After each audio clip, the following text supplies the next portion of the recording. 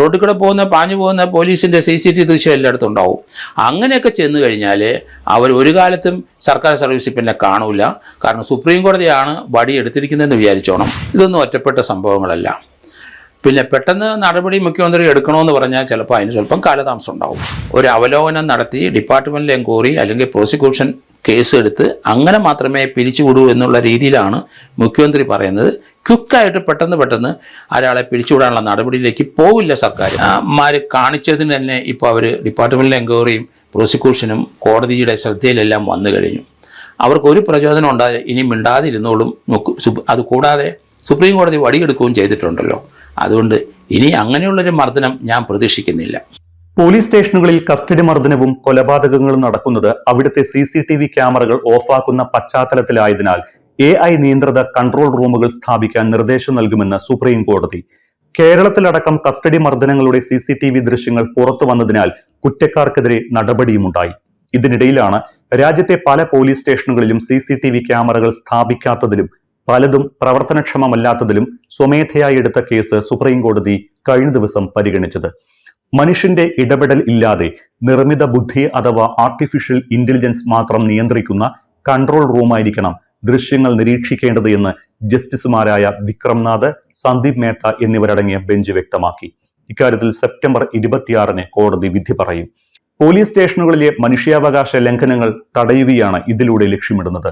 ഇത് എത്രത്തോളം ഗുണകരമാകും എന്ന വിഷയമാണ് നമ്മൾ ചർച്ച ചെയ്യാൻ പോകുന്നത്. ജോർജ് ജോസഫ് സാറാണ് ഒപ്പമുള്ളത്. സർ, മനുഷ്യ ഇടപെടൽ ഇല്ലാതെ കൺട്രോൾ റൂമുകൾ വഴി പ്രവർത്തിക്കാൻ സാധിക്കുന്ന CCTVകൾ പോലീസ് സ്റ്റേഷനുകളിൽ സ്ഥാപിക്കേണ്ടതുണ്ട് എന്ന് ജസ്റ്റിസ് വിക്രംനാഥ് അധ്യക്ഷനായ ബെഞ്ച് നിരീക്ഷിച്ചിരിക്കുന്നു. ഇതിനുള്ള സംവിധാനം വികസിപ്പിക്കാൻ IITകളെ ചുമതലപ്പെടുത്താൻ ആലോചിക്കുന്നതായും കോടതി പറഞ്ഞിട്ടുണ്ട്. പോലീസ് സ്റ്റേഷനുകളിൽ CCTV പ്രവർത്തിപ്പിക്കാത്തതുമായി ബന്ധപ്പെട്ട വിഷയത്തിൽ സ്വമേധയാ രജിസ്റ്റർ ചെയ്ത കേസാണ് ഇത്. സുപ്രീം കോടതിയുടെ ഭാഗത്തു നിന്നുണ്ടായ ഈ ഒരു നിരീക്ഷണം എങ്ങനെയാണ് സാർ വിലയിരുത്തുന്നത്? പോലീസ് മർദ്ദനത്തിനെതിരായി അതിശക്തമായ നടപടിയാണ് സുപ്രീം കോടതി ഇപ്പം നിർദ്ദേശിച്ചിരിക്കുന്നത്. ഇന്ത്യയിലെ ഒരു പോലീസ് സ്റ്റേഷനിൽ ഇനി മർദ്ദനം ഉണ്ടാവില്ല.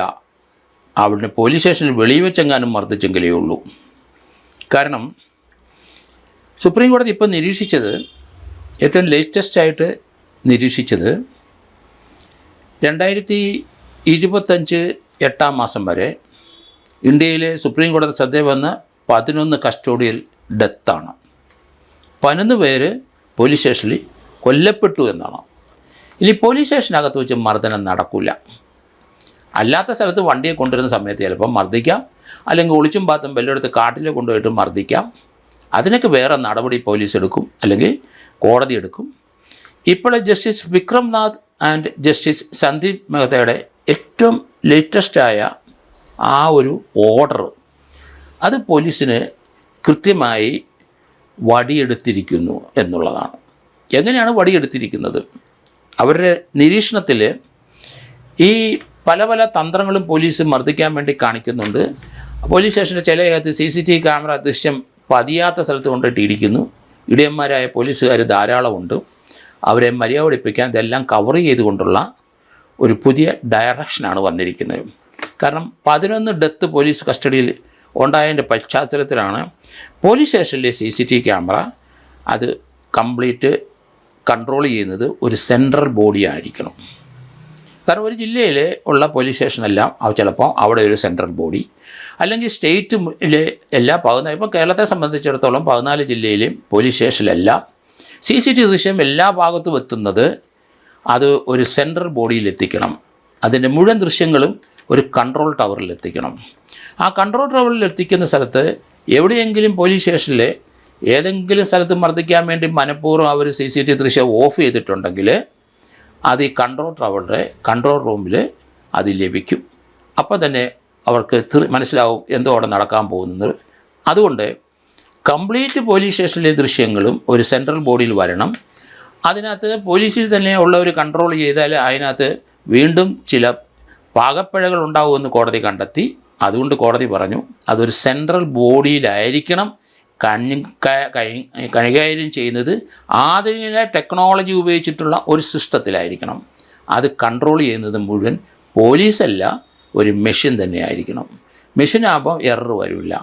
കാരണം കൃത്യമായി അത് റെക്കോർഡ് ചെയ്യും. ഇപ്പം തൽക്കാലത്തേന് അതുവരെ ആ സിസ്റ്റം ഡെവലപ്പ് ചെയ്ത് ഫിറ്റ് ചെയ്യുന്നിടം വരെ ഇത് ലീഗൽ അതോറിറ്റി മോണിറ്റർ ചെയ്യണം. പോലീസ് വേണ്ട, പോലീസിൻ്റെ മേലധികാരി അല്ല ഇത് കൈകാര്യം ചെയ്യേണ്ടത്. പോലീസ് കാണിക്കുന്ന മിസ്റ്റേക്കുകളെല്ലാം ഒരു ലീഗൽ അതോറിറ്റി വേണം.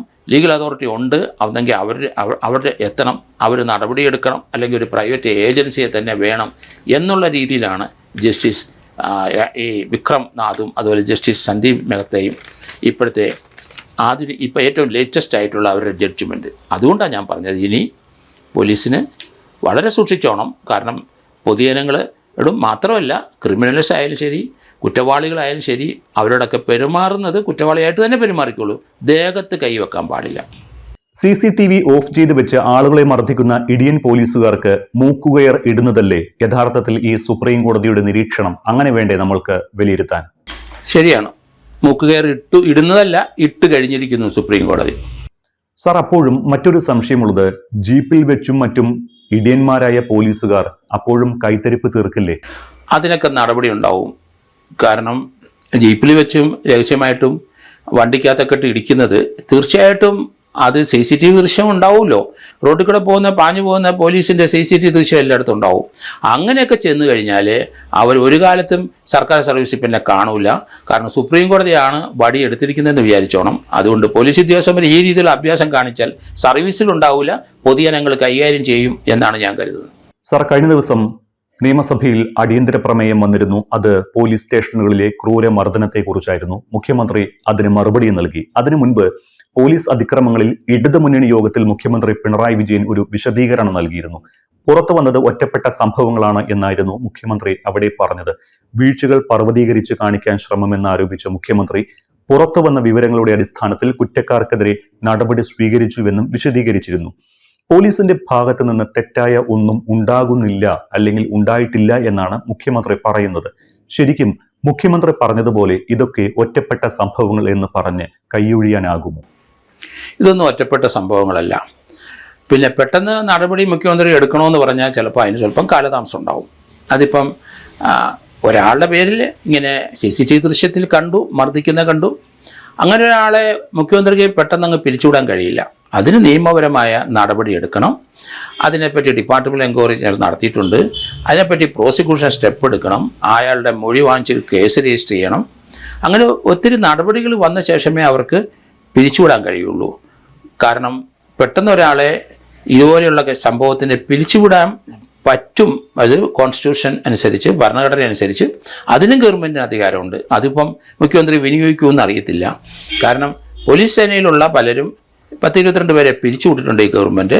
ഇനിയും പിരിച്ചുവിടാനുള്ള സാധ്യതയും കൂടുതലാണ്. പക്ഷേ അത് ഓരോന്നും കൃത്യമായ ഒരു അവലോകനം നടത്തി ഡിപ്പാർട്ട്മെൻറ്റ് എൻക്വയറി അല്ലെങ്കിൽ പ്രോസിക്യൂഷൻ കേസ് എടുത്ത് അങ്ങനെ മാത്രമേ പിരിച്ചുവിടൂ എന്നുള്ള രീതിയിലാണ് മുഖ്യമന്ത്രി പറയുന്നത്.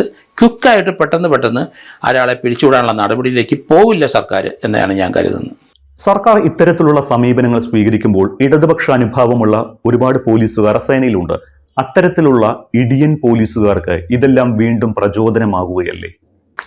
അത് ഇനി പ്രയോജനമാകുമെന്ന് തോന്നുന്നില്ല. കാരണം ഇങ്ങനെ ഇടിയന്മാർ കാണിച്ചതിന് തന്നെ ഇപ്പോൾ അവർ ഡിപ്പാർട്ട്മെൻറ്റ് എൻക്വയറിയും പ്രോസിക്യൂഷനും കോടതിയുടെ ശ്രദ്ധയിലെല്ലാം വന്നു കഴിഞ്ഞു. അവർക്കൊരു പ്രചോദനം ഉണ്ടായി ഇനി മിണ്ടാതിരുന്നോളും. അതുകൂടാതെ സുപ്രീം കോടതി വടിയെടുക്കുകയും ചെയ്തിട്ടുണ്ടല്ലോ. അതുകൊണ്ട് ഇനി അങ്ങനെയുള്ളൊരു മർദ്ദനം ഞാൻ പ്രതീക്ഷിക്കുന്നില്ല.